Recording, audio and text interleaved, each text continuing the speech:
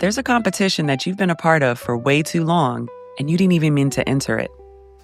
You scroll, you compare, you measure your worth by someone else's before and after.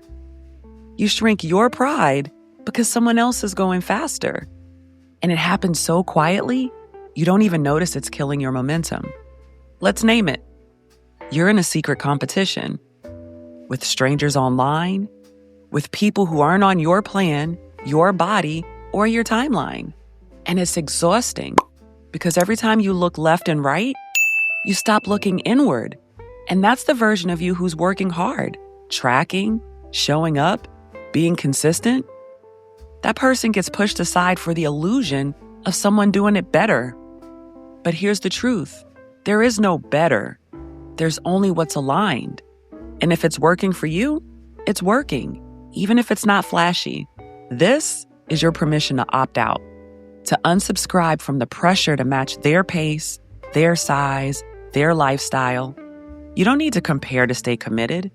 You don't need to compete to win because you've already won something they can't see. You've changed your habits, your mindset, your capacity to keep going quietly, consistently, without needing validation. If you've been stuck in quiet comparison, measuring your pace against theirs, dimming your progress because it didn't look like theirs, I get it, but you're not here to compete. You're here to evolve. You don't owe the world faster, smaller, or flashier. You owe yourself honesty, consistency, and pride in the life you're building. So let this be your reminder. Your only job is to be more aligned than you were yesterday. That's it.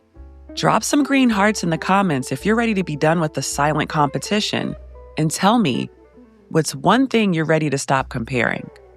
As always, remember, we can share our journeys, but we should never compare them. Bye.